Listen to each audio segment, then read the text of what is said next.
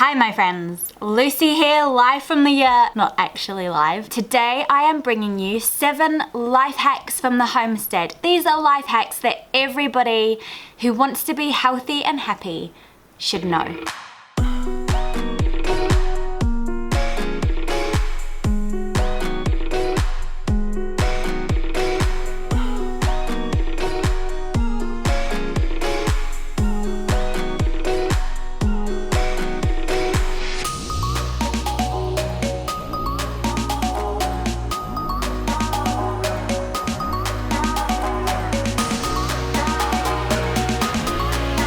Oh, Professor Squid! Oh, I've got some goodies. The last one is especially good. It is something that everybody needs to know. Now, many homesteaders buy in bulk. We only recently got involved in our local co-op and it has been super great. We've got heaps of our favorite ingredients at a really good price. And you decant it into jars and then stack it away in a giant wooden chest or some giant Tupperware. And life is good until you accidentally buy 62 kilos of tapioca starch. Another thing I know a lot of homesteaders do that is really helpful, and maybe this is because we tend to live in tiny little places, like we're in a yurt, other people we know live in small earth bills or caravans or buses or teepees. We know a lot of hippies, but it's very common for us to have a small dwelling, but a big shed. So one of the ways we utilize that space is to, with each season, change our wardrobes. We have a winter wardrobe filled with woolies and all of our summer stuff is in the shed. And then when summer comes, we switch it around, put away all our warmies and get out all our summer clothes. Buy jumpsuit, other jumpsuit, small pair of shorts, other small pair of shorts. Hello, winter jumper. This is my favorite. Actually, this is my favorite. Actually, this is my actual favorite. This is my Nana's. Love this jumper. Love this one. Hats. Love a good hat. You can never have too many hats on a cold winter's day. The thing that I think makes homesteaders pretty happy and content with their life is that they are constantly in touch with the natural world around them. Every morning that we wake up, we go to our windows and we say, "Good morning, mountain!" And that is something that everybody can do, have this beautiful relationship with nature around them. Even when you're in the middle of the city, there's probably one big old tree that you pass on your way to the bus stop. What if every day you just greeted this tree, began a friendly little relationship with the nature in your everyday life?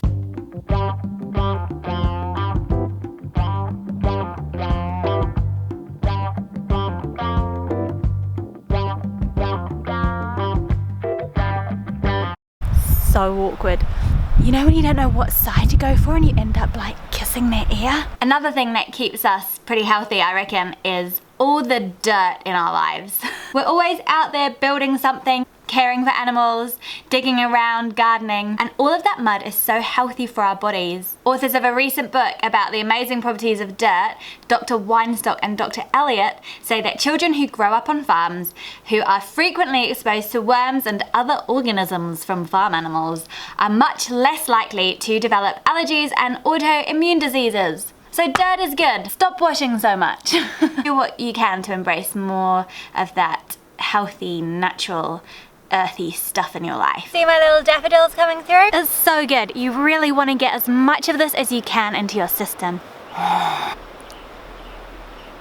Hashtag regrets. Next up, lots of homesteaders ferment their food. That's because they're often growing a lot of stuff and needing to preserve it somehow to last through those hungry months. I like to ferment food because it is a way of super boosting the healthiness of every mouthful. So you can take a standard cabbage and it's pretty healthy, you know, it's good, especially with heaps of butter. But if you turn it into sauerkraut, 1 spoon of sauerkraut provides your whole daily vitamin C needs or something, and is amazing for your gut flora. It's just instant prebiotics. And making sauerkraut is unbelievably easy to do.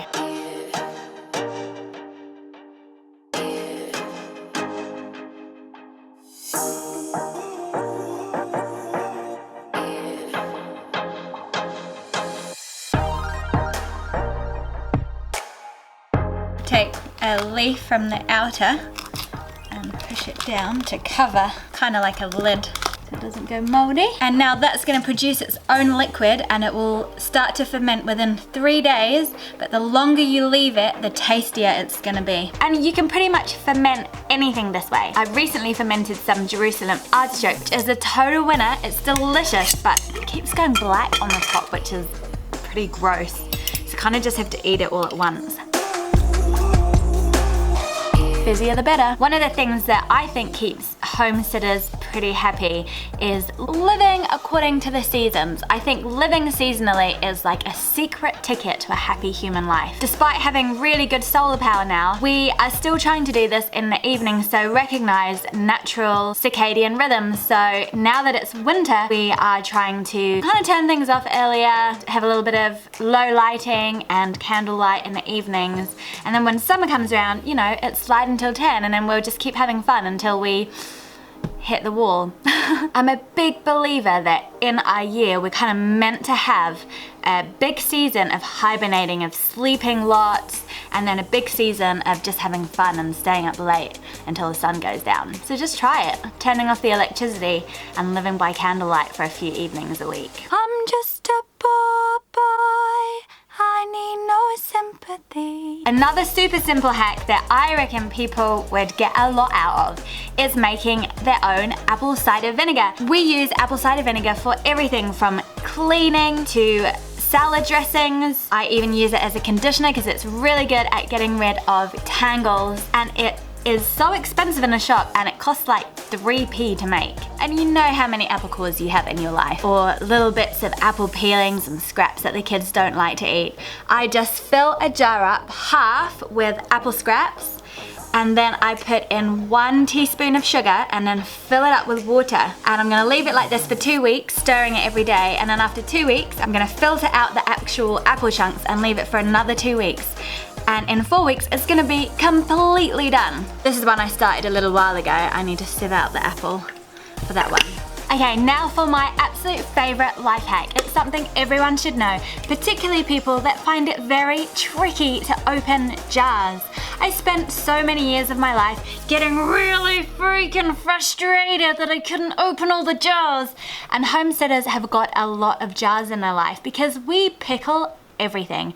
And then we give those pickles to all of our friends. And that's kind of what we do. Everybody just gives everybody pickles. So we have shelves and shelves and shelves of jars. Here's what you do if you have a real freaking stupid jar that you can't open. You get it and then you smash it around the rim of the lid a few times, as hard as you can, on any surface that you don't really care about. It's a dream come true. That's all my life hacks today. I would love to hear if you have got any life hacks for me. I'm sure you do. You're a very wise bunch. If you like this video, don't forget to give it a thumbs up, leave a little comment, and definitely subscribe. Hit the bell button. The bell button is the business. And if you want more of me, come on board with my Patreon community. It's quite fun over there. I think you'll like it. Much love to you. Wherever you are in the world, stay radical. Mwah.